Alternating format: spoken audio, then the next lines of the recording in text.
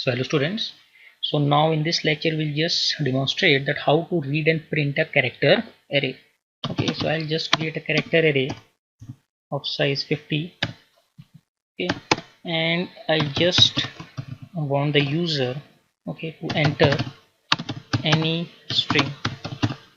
Okay, so if I want to read from a character array, then we have to use the getLine function, like cin dot getLine, and inside this we have to pass two arguments, first the array name and the next is the length of the array.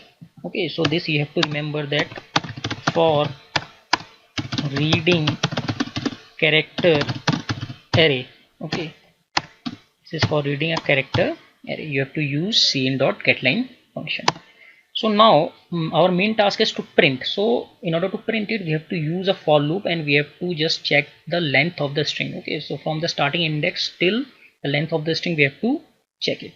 So we'll just write for int I equal to 0, I is less than. Okay, now in C there is a function strlen, that is the string length that is used to find the length of the string. Okay, so here also you have to use that similar function, that strlen, and inside this you have to pass the array and I plus plus. The logic is same.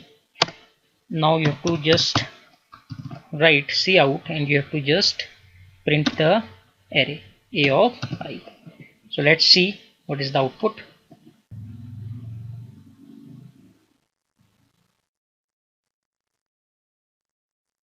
So there is some error, and the error is that this strlen has been declared outside the scope. The scope of this strlen is not defined because this is present in this header C string, and we haven't imported this C string here. So what we have to do, we have to include, just include C string. Okay, this C string we have to include. Now this has been included, and now this particular strlen is now available to use. So let's try to execute it.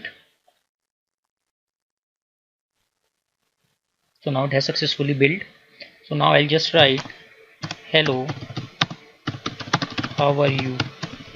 Okay, so it has printed hello, how are you. Okay, so there is another way to print this string. In spite of just checking the length of the string, we'll just check the condition of null. So what we'll do, we'll just write a of I is not equal to null, is not equal to null. Okay, so this will also do the same task. Okay, when it encounters a null character, this condition will be pulled out. Okay, so let's try to execute it. So now let's print a string hello world. Okay, so here he printed hello world. So there are different ways to print the string. Okay, either you can check the length or you can also check till the null character. When the null character will be encountered, this condition will be terminated and the particular string will be printed. Okay, so in spite of using this getLine function, there is another function, that is get. Okay, so if I just use a get function, so it will also work. Okay, so if I try to execute this, so this function will also work. So here you can see hi hello. If I just write hi hello, it has printed hi hello. So there are different ways. Okay, so there are two functions, either you can use cin.getLine or you can use cin.get for reading a character array. Okay, but if you are working with strings, then you have to use getLine function or you can use a get function. Okay, so in this way it is printed. So I hope now it is clear to you that how to read a character array and to print a character array. Thanks.